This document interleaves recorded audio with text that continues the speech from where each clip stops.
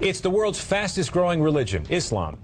The Chicago area alone, home to an estimated 400,000 Muslim faithful. Tonight, why some people are making the switch to a religion many Americans have trouble understanding. Mark Saxenmeyer has our special report.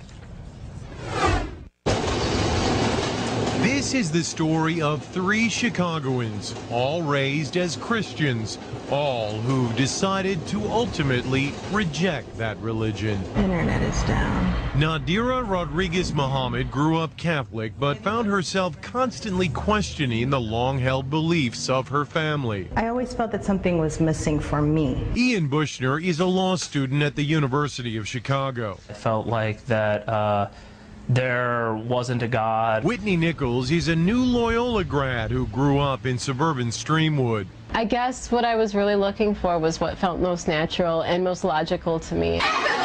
When Nadira entered high school in the mid-1990s, she became friends with a group of Muslim girls. They just had this level of contentment and a sisterhood that was, I wanted to be a part of that. Ian drifted towards the Muslim students at his high school as well. I remember defending some of my friends at school from accusations, after 9/11. And then I started reading the Quran. I said, oh, here is a form of God that I've never been presented before. After September 11, the interest actually increased. Dr. Assad Basul is professor at Chicago's Islamic American College.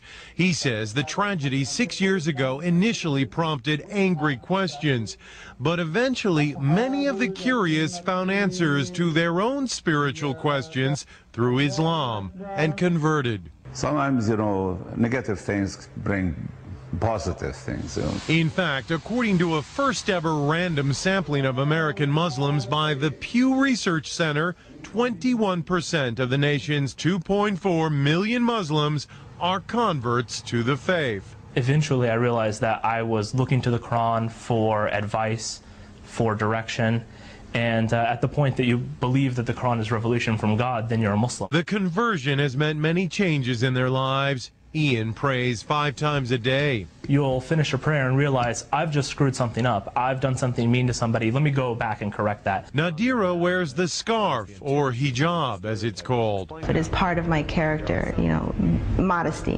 It's just part of who I am. I don't know if I'll ever be ready to wear the hijab. I've become more modest. I won't wear tank tops and I won't wear shorts. Whitney says she has had to constantly defend her new religion. My father asked me right after I converted, why do you want to be associated with these terrorists? And I'm like, this is what you see? Oh no. And we kind of have to deal with the backlash of those who have chosen to do something so horrible. But all say there is no going back. At some age, everyone must decide what they believe and live their life accordingly. I'm Mexican, I'm a female, and I chose this for myself. If you have a personal, relationship with God, whatever that may be, however that may be, then you're in a good place.